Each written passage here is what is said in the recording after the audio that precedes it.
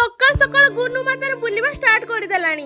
हाय मु लिजा आपण माननकु मो मिनी ब्लॉग को स्वागत जणाउची।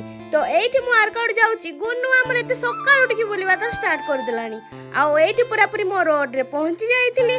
आज मु किछि एमिति दृश्य देखिली आम केन्दुझर रे जोडा कि एबे सब स्टैचू गुडा को ठिया करलेनी।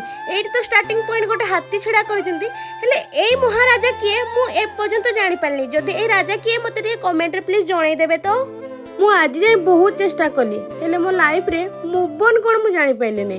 मूव ऑन कहा को कुआ जाय मु तो आज मो लाइफ रे मु मूव ऑन ही करि पारु नै। ऊपर मनुष्य हसी दउची भितर जो कष्टडा होची सेडा मु ही जाने। तो खुशी पाई सिना मु तते आउ का सो देखिबा पाई भी राजी हे गली। आठारो प्रेम रे बड़ त्याग तते आउ कोन दरकार। निजको सिना मु स्ट्रांग कर देली हेले केबे मूव ऑन करि पारली नै। सेडा होची मोर भू। हमर महान व्यक्ति आंटू छोड़ी के आसीचंती। गुन्नू माता हमर सकाळ सकाळ दुकान जाय कि एडु मैगी नै कि आछचंती ना मते कहउचंती आ मैगी खाइबो हेले आसो। आ धन ओ मा प्रिया तांकर एटी पूरा जोरदार झगड़ा चलछि और डिस्कशन चलछि। जेहेतु भाउज किछि दिन पय घर को जाइथिले तो प्रिया रो जेहेतु स्कूल चलथिला तो प्रिया को नै कि जाय नथिले। एबे धन आसी झगड़ा का संग लागिबो प्रिया एई तो भाई भौणी रो संपर्क।